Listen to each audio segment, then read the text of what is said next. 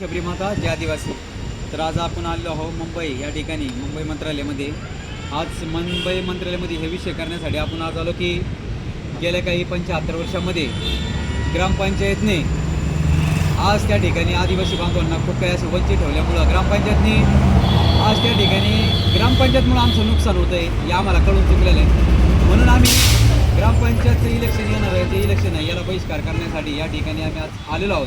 मागच्या वेळेस बी आम्ही राज्यपालांना त्या ठिकाणी भेटलो, त्यांना आम्ही त्या विषयावर चर्चा केली, पण ते काय म्हणले ते इलेक्शन होऊ द्या. पण आता आम्हाला वाटतंय की ग्रामपंचायती इलेक्शनवर बहिष्कार झाल्या पाहिजे, म्हणून आम्ही आता मुख्यमंत्र्यांना त्या ठिकाणी निवेदन दिलं आहे. आणि आता राज्यपाल भवनलाही आम्ही त्या ठिकाणी जाऊन आपण त्या ठिकाणी निवेदन देणार आहोत का की वन जमिनी, गायरन जमिनी, राती जागा, नगरपालिकेची जागा असेल व सोलर जे सोलर आहे, ज्या गायरन जमिनीमध्ये जे सोलर बसवत आहे हे बी कुठून परमिशन आणून आमच्या आदिवासी बांधवांना त्या ठिकाणी प्रचार करून आणि त्या ठिकाणी त्या जमिनी खाली करून त्या ठिकाणी सोलरचं त्या ठिकाणी प्रोजेक्ट राबवण्यात जात आहे.